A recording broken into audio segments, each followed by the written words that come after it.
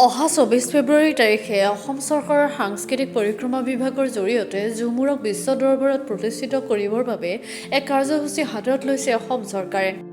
অসম চৰকাৰৰ এই কাৰ্যসূচী সফল কৰিবলৈ ৰাজ্যৰ অন্য প্ৰান্তৰ লগতে ৰঙাপাৰা সমষ্টিতো বিধায়ক কৃষ্ণকমল তাঁতীৰ নেতৃত্বত চলিছে ঝুমুৰ নৃত্যৰ আখৰা।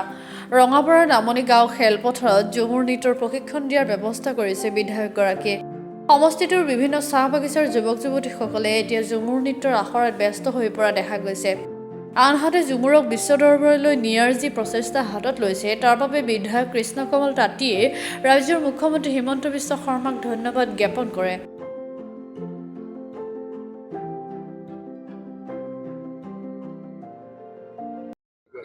নিশ্চিতভাৱে প্ৰথমতে মই মাননীয় মুখ্যমন্ত্ৰী ডক্টৰ হিমন্ত বিশ্ব শৰ্মা ডাঙৰীয়াক আন্তৰিকতাৰে ধন্যবাদ আৰু কৃতজ্ঞতা জনাইছোঁ।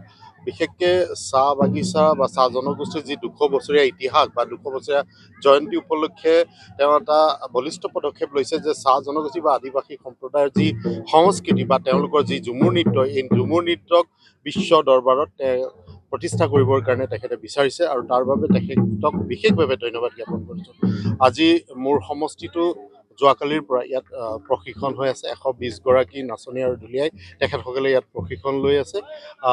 আমাৰ বাবে আচলতে এটা গৌৰৱৰ বিষয়, যেনেধৰণে আমি বিহু নৃত্য আমি বিশ্ব অভিলেখ কৰিছিলোঁ আৰু আমি সকলোৱে জানো সমগ্ৰ বিশ্বই আচলতে অসমক চিনি পায় চাহৰ কাৰণে, আৰু সেই চাহৰ বা সেই চাহ জনগোষ্ঠীৰ যি সংস্কৃতি বা নৃত্য আজি বিশ্বই চিনি পাবলৈ কাৰণে গৈ আছে আৰু ইয়াৰ মুখ্য ভূমিকা আচলতে মাননীয় মুখ্যমন্ত্ৰী ডক্টৰ হিমন্ত বিশ্ব শৰ্মা ডাঙৰীয়াই লৈছে। সেইকাৰণে তেখেতক বিশেষভাৱে ধন্যবাদ আৰু কৃতজ্ঞতা জনাইছোঁ। মই ইয়াতে নিজে তদাৰক কৰি আছোঁ। ইয়াত মোৰ সমষ্টিৰ প্ৰায় ১২০ গৰাকী নাচনী আৰু ঢুলীয়াই তেখেতসকলে ইয়াত প্ৰশিক্ষণ লৈ আছে। যথেষ্ট ভালকৈ ইয়াত প্ৰশিক্ষণ লৈছে।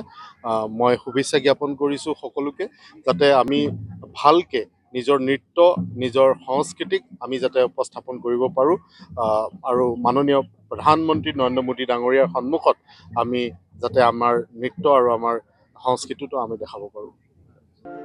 বালিপুৰৰ পৰা দিলীপ চৰকাৰৰ ৰিপৰ্ট, গ্ল'বেল NE 24/7।